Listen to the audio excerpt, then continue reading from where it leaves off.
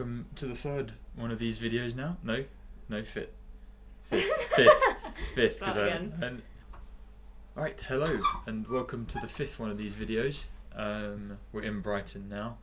It was a terrible journey coming down here. We got the train from King's Cross and got almost all the way to Brighton, and then there was a landslide.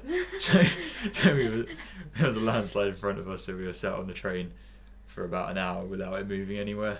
But finally made it into Brighton, got off the train, and it started to rain, which was lovely. Walking around Brighton city centre. Yeah, trying to find somewhere to have dinner. It turns out there are 10,000, 15,000 people, whatever it is, all in Brighton, all wanting pasta. So none of the chains were having us, bookings only.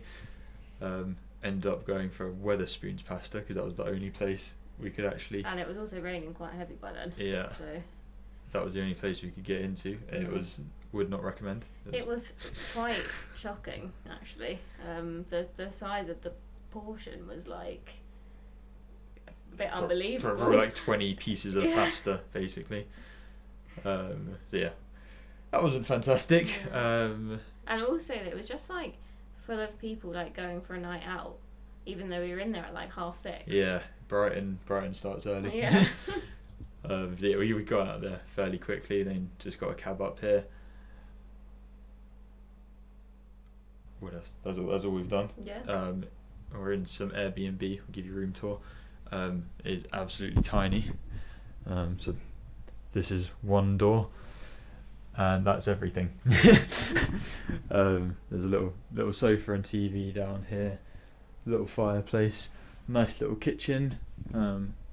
Would highly recommend so far.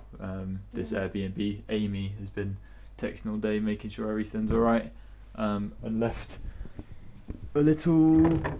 It's hidden behind the Lucozade now. A little, hopefully celebratory bottle for after the race. Little blinding bathroom, all very nice and clean.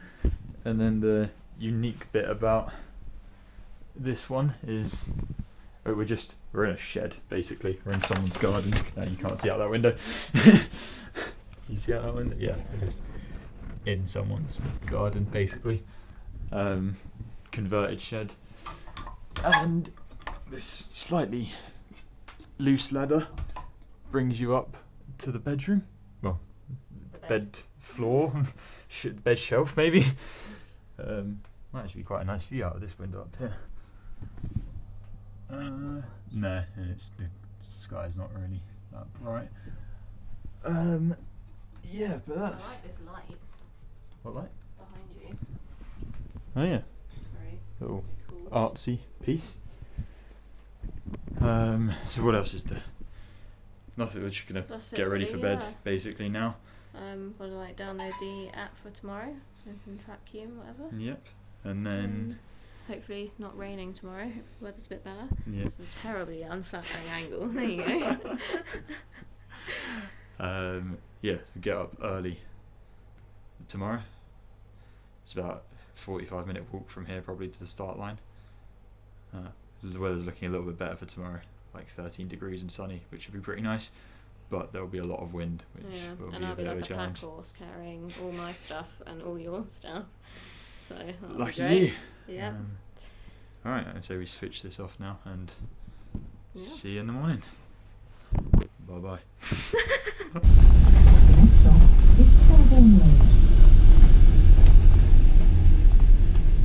Alright, so I ended up struggling quite a bit with the race and couldn't focus on filming much, so I'm doing a voiceover instead. For some reason my trainer started rubbing on my heel, on my left foot, pretty much the whole way round, which had never happened before in these trainers, so it was quite confusing and painful, and my legs were just aching too, they were quite tight. I started a little bit further back than I wanted to, and had to weave in and out, overtaking people for the first mile or two. After that I went quite quick up until about mile 17, then had to slow down and walk for 30 seconds or so a few times, avoiding cramp. I came in at 3 hours 22, which I was sort of happy with, but it felt a lot harder than I'd hoped 3:22 would, just because I hadn't really been training enough recently. So apart from the struggles, the race was really quite enjoyable. There was a fantastic atmosphere from the organisers with lots of music and performers scattered around, and the people of Brighton were out in full force to support everybody. I ate a full lifetime supply worth of jelly babies in the last few miles. That kept me going through the pain.